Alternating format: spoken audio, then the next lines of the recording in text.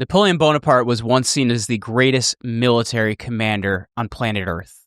His fall was sudden, fast, and his decline was quite quick as well. What goes into Napoleon's fall and final days? All that and more. Stay tuned.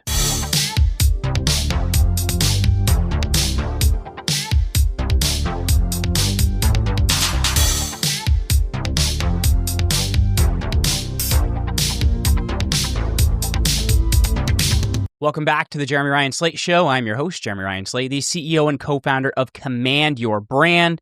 We help our clients to make a big impact on the biggest podcasts out there. You're looking for help with that and you want to get booked on the right shows?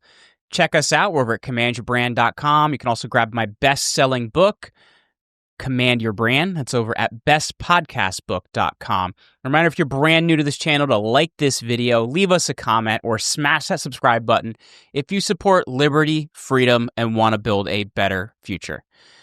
Very exciting episode in store for you today, and I'm really excited to dive into it. We're going to talk about the end times of Napoleon Bonaparte.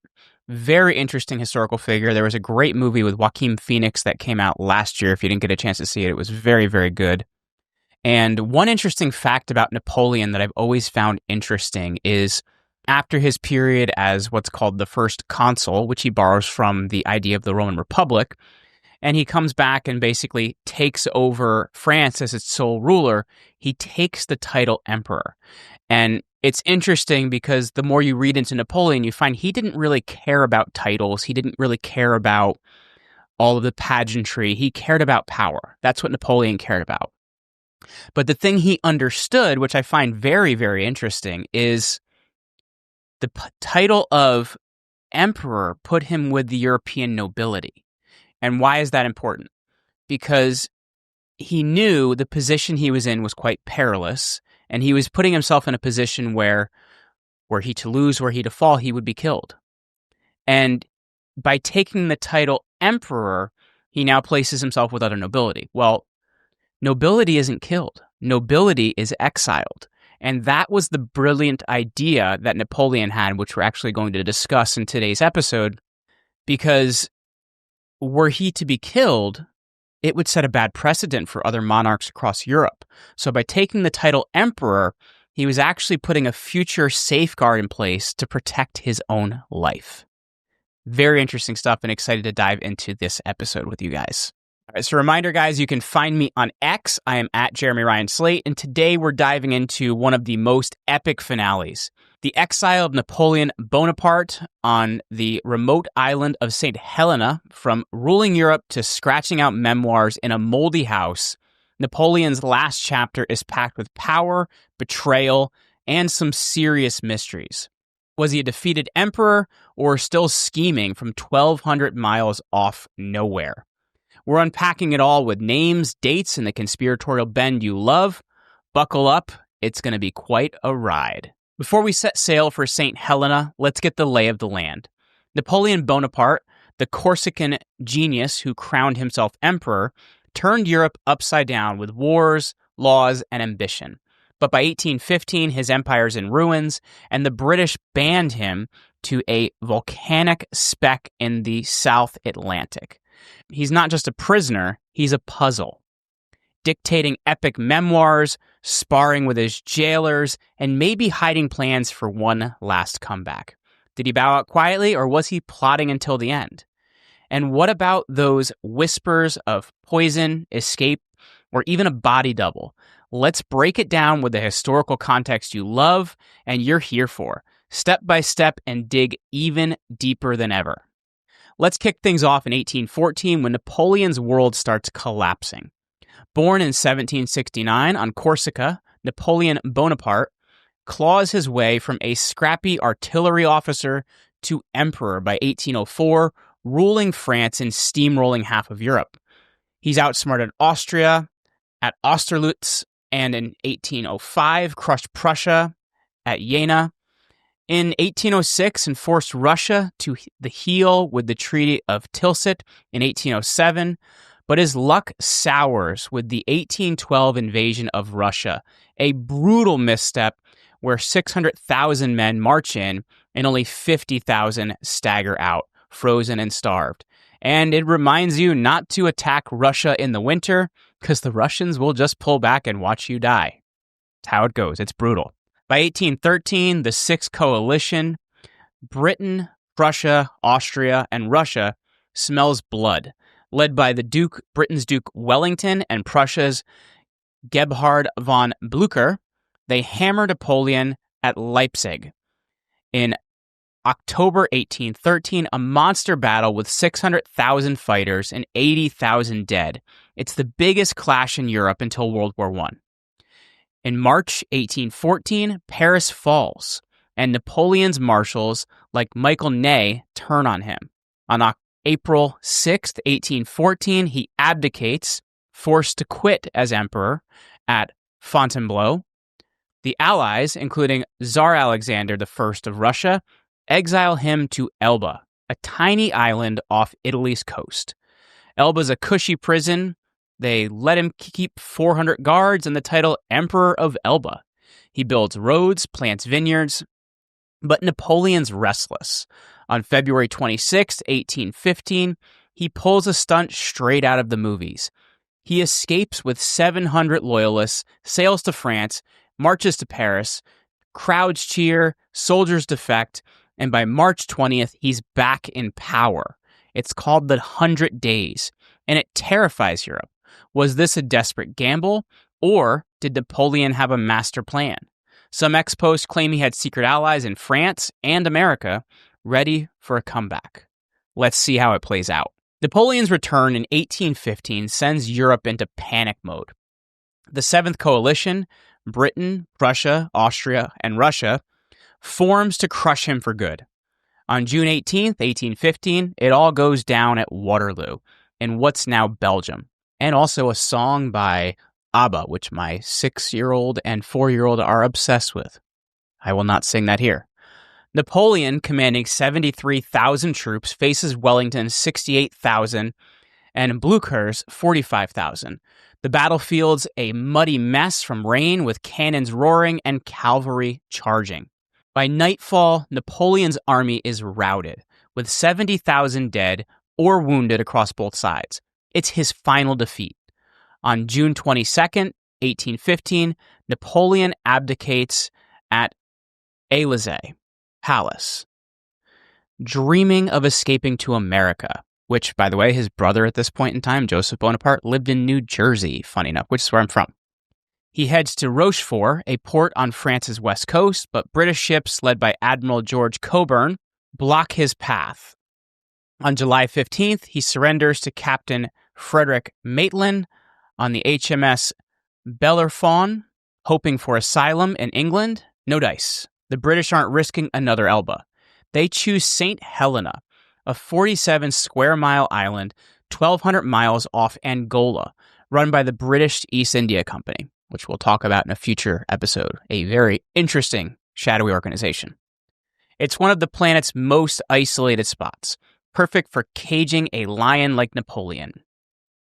On August 7th, 1815, Napoleon boards the HMS Northumberland, commanded by Cockburn, for a 67-day voyage. He lands on St. Helena on October 15th, 1815, greeted by a crowd of curious locals in Jamestown, the island's only town. Interestingly enough, the same name as the town 200 years earlier in Virginia. The British assign him Longwood House, a rundown manor with leaky roofs and rats, guarded by 2,000 soldiers and a dozen ships patrolling the coast. Governor George Lowe, a no-nonsense officer, is his new jailer. Napoleon, used to golden thrones, calls it a prison worse than death. And here's the conspiracy hook. Some say the British picked St. Helena not just to hold him, but to destroy him, physically or mentally. Ex-posts even claim they spiked his food from day one. Was this exile or something darker? Let's dive into his life there. Imagine St. Helena in 1815, a volcanic island with jagged cliffs, no proper port, and 5,000 residents, mostly farmers and sailors. Napoleon's now 46, is stuck at Longwood House, a damp, wind-battered place surrounded by barren hills. His entourage, about 20 loyalists, including General Henri Bertrand, his wife Fanny, Couldn't have a better name, by the way. And his aide, Emmanuel de las Casas, the British, led by Governor Hudson Lowe, treat him like a high-risk prisoner. Lowe, and I'm not sure if it's Lowe or Lau, because I know there's a guy that plays for Brandon Lau that plays for Tampa Bay that he pronounces his name Lau when it's printed the exact same way. But anyway, I'm going to go with Lowe. Lowe censors his letters, restricts his walks, and posts guards who call him General Bonaparte, not Emperor, to rile him up. Napoleon fights back with his brain. From 1815 to 1818, he dedicates his memoirs to Las Casas, spinning his life as a heroic saga, which isn't far off. He's a very interesting character. These writings, later published as the Memorial of St. Helena in 1823, are pure propaganda. Napoleon's painting himself as a reformer, not as a conqueror.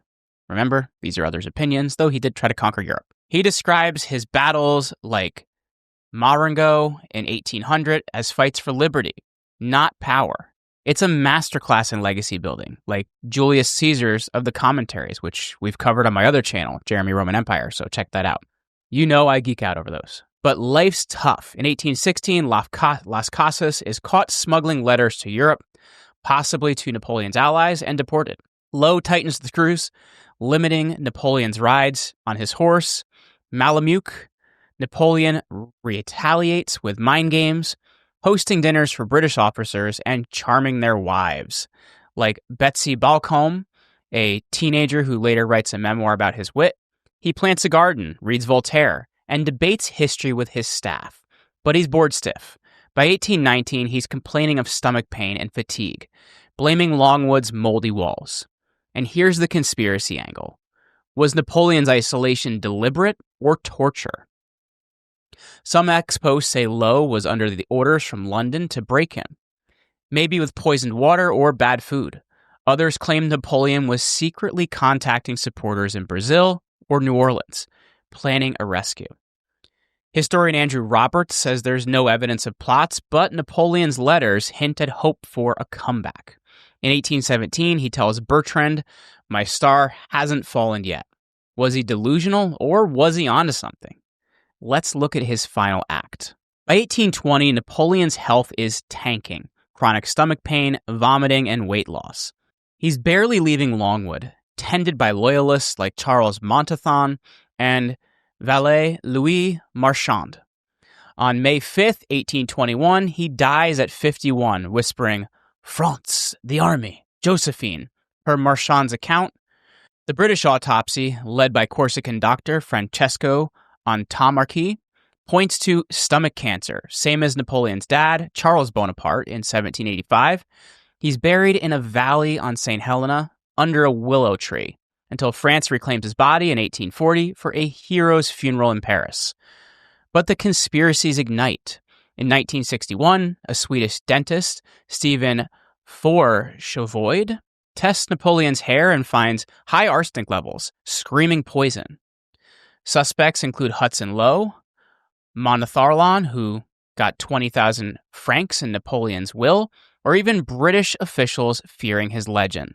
Some ex-posts in 2025 claim the Rothschilds, who we covered in an earlier video, who profited from the battle at Waterloo, wanted him silenced. Others go wild, saying Napoleon escaped, replaced by a body double, and lived in Louisiana. Wouldn't that be fun? Just like Hitler in South America.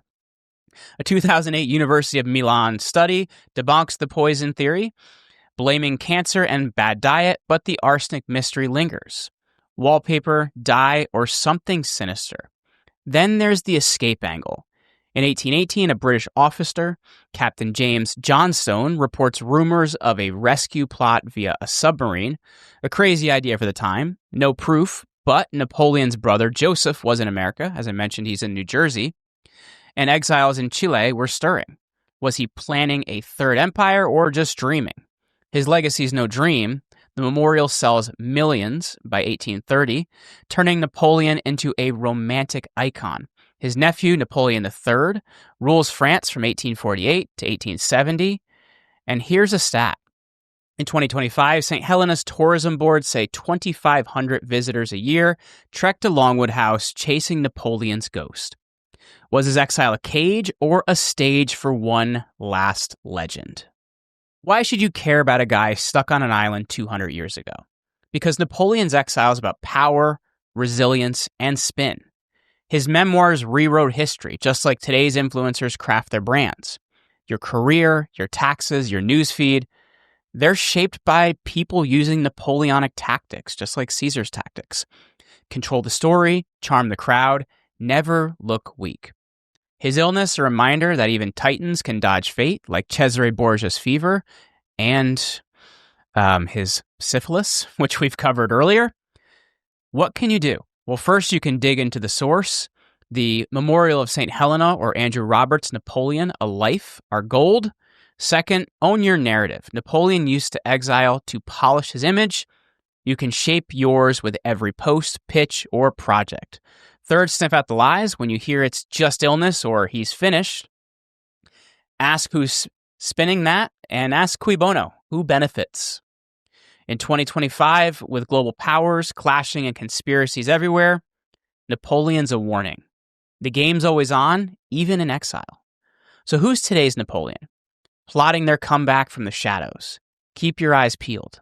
And that's a wrap, folks, from Waterloo's bloody fields to St. Helena's lonely cliffs, from epic memoirs to poison rumors. We've dug deep into Napoleon's exile and its secrets.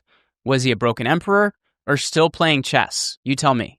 Drop your thoughts in the comments below, smash the like button, or subscribe for deep dives into history and power.